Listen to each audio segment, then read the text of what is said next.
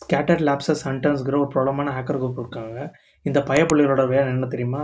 இவங்க வந்து கம்பெனிஸோட ரெக்கார்ட்ஸை வந்து திருடிக்கிட்டு, அப்புறம் அந்த கம்பெனிஸ் கிட்ட போய் உங்கள் டேட்டாஸ் வந்து எங்ககிட்ட இருக்குது அப்படின்னு சொல்லி அவங்கக்கிட்ட பணம் கேட்குறது. சப்போஸ் அந்த குறிப்பிட்ட கம்பெனி வந்து பணம் கொடுக்க முடியாதுன்னு சொன்னாங்களோ அல்லது டிலே பண்ணாங்களோ, இந்த பயப்புள்ளை என்ன பண்ணுவாங்க தெரியுமா? அந்த டேட்டாஸை வந்து லீக் பண்ணிடுறது. இந்த பயப்புள்ளைய என்ன கிளைம் பண்ணுறானுங்கன்னா, இவனுக்கிட்ட கிட்டத்தட்ட 1.5 பில்லியன் ரெக்கார்ட்ஸ் ரெக்கார்ட்ஸ் இருக்கிறதாகவும் பயப்புள்ளைய கிளைம் பண்ணுறானுங்க.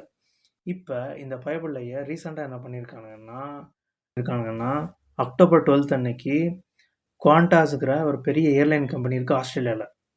அந்த குவாண்டாஸ் ஏர்லைன் கம்பெனியோட கஸ்டமர் டேட்டாவை வந்து திருடி வச்சுக்கிட்டு இப்போ அவனுங்க வந்து அந்த டேட்டாவை டார்க் வெப்பில் ரிலீஸ் பண்ணி விட்டானுங்க.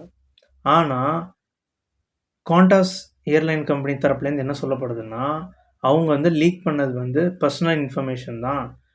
சென்சிட்டிவ் இன்ஃபர்மேஷன், கிரெடிட் கார்டு டீட்டெயில்ஸோ அல்லது பாஸ்போர்ட் டீட்டெயில்ஸோ லீக் ஆகலை.